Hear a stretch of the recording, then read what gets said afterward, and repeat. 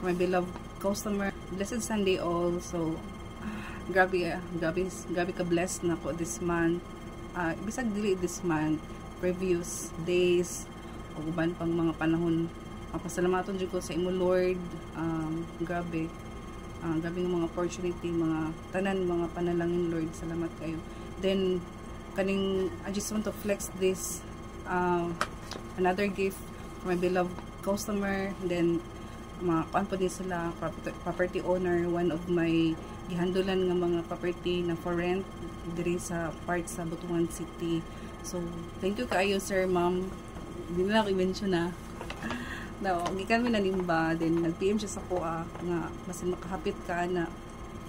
So thank you kaayo sir, ma'am. Ma'am Oy, maulam sa taan ni. Thank you kaayo ma'am.